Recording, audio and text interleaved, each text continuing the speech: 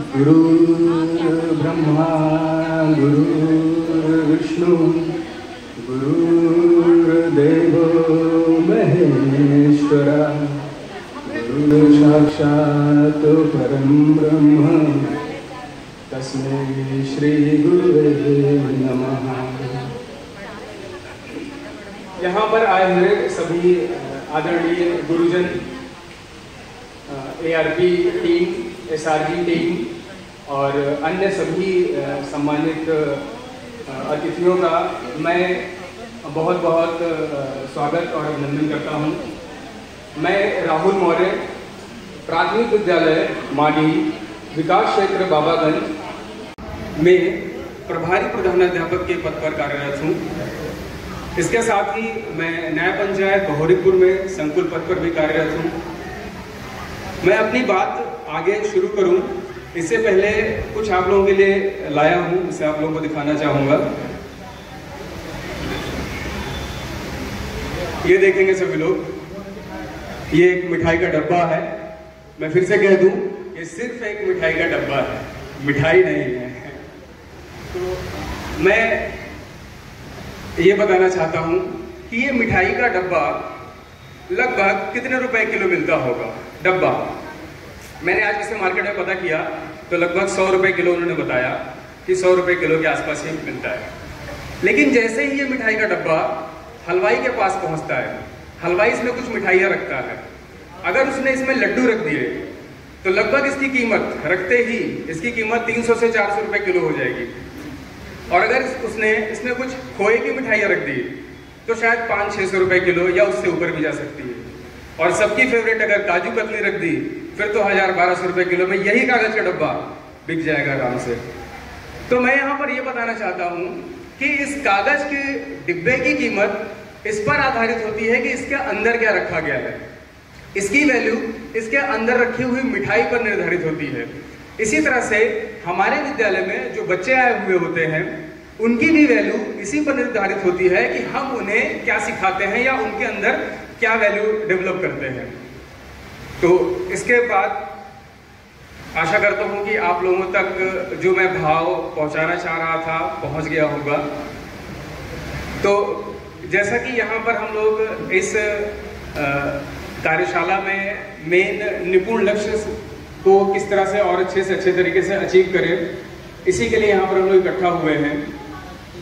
तो निपुण लक्ष्य, मैंने अपने विद्यालय में निपुण लक्ष्य प्राप्त कराने के लिए भिन्न भिन्न प्रकार की गतिविधियां और TLM से संबंधित कुछ नवाचार किए हैं, जिससे कि कुछ मैंने वीडियोस जो है यहाँ पर सर को दी है। तो वो जो है आप लोग वीडियो देख लें, उसके बाद फिर मैं उस पर थोड़ा सा और उससे रिलेटेड कुछ बातें कहूँगा। धन्यवाद सर। आशुतोष सर।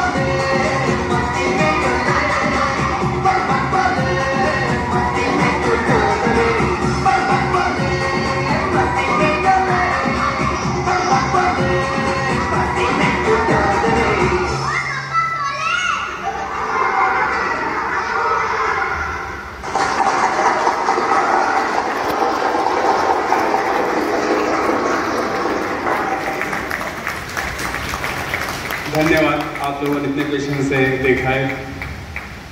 ऐसी बहुत सारी वीडियोस हैं, लेकिन सब कुछ इतने कम समय में इकट्ठा कर पाना थोड़ा मुश्किल था, इसलिए कुछ झलकियाँ यहाँ पर थी। बाकी इसी तरह की आप लोग बहुत सारे वीडियोस YouTube पर, इस चैनल पर देख सकते हैं। तो यहाँ पर हम लोगों ने देखा कि किस तरह से भिन्न भिन्न गतिविधियों और TLM के माध्यम से बच्चों के लिए वही पढ़ाई बहुत ही रुचिकर और बहुत आनंदमयी हो जाती है। आखिर TLM या इन गतिविधियों की जरूरत बच्चों को पड़ती क्यों है? अगर हम थोड़ा सा अपने बचपन में जाएं और हम याद करें तो हमें भी मतलब ज्यादातर लोगों को किताबें उन उम्र में बहुत ज्यादा अच्छी नहीं लगती थी कि किताबों को लेके हम बैठे पढ़ते रहे। हम सीखना तो चाहते हैं, नई नई चीजें करना तो चाहते हैं, लेकिन उन्हें पढ़ करके किताबों से नहीं, कुछ करके, कुछ देख करके, कुछ प्रैक्टिकल करके।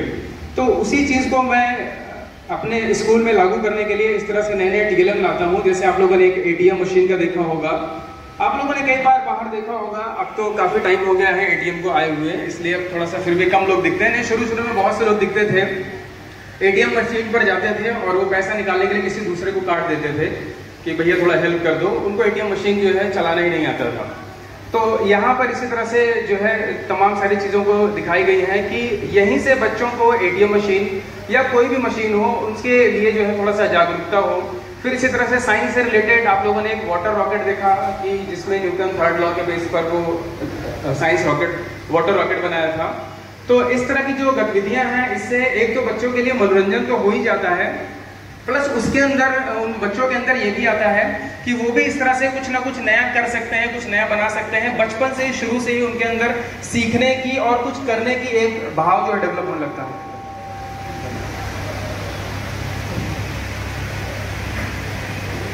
तो इसलिए इस तरह के टीएलएम की बच्चों के लिए बहुत ज़्यादा आवश्यकता होती है, बहुत ज़्यादा ज़रूरत होती है। तो इस पर अब बहुत ज़्यादा तो मुझे लगता नहीं है कि मुझे बोलने की ज़रूरत है, क्योंकि सब यहाँ पर मुझसे बहुत ज़्यादा सीनियर हैं, सब खुद ही सब कुछ जानते हैं। लेकिन मैं एक विशेष धन्यवाद अपने विद्यालय के बच्चों, उनके अभिभावक और मेरे ब्लॉक की पूरी एआरपी टीम, एसआरजी टीम और विशेष धन्यवाद आदरणीय खंड शिक्षा अधिकारी महोदया सभी को देना चाहूँगा, जिनके सहयोग के बिना ये सब संभव नहीं हो पाता। बहुत बहुत धन्यवाद मुझे सुनने के लिए।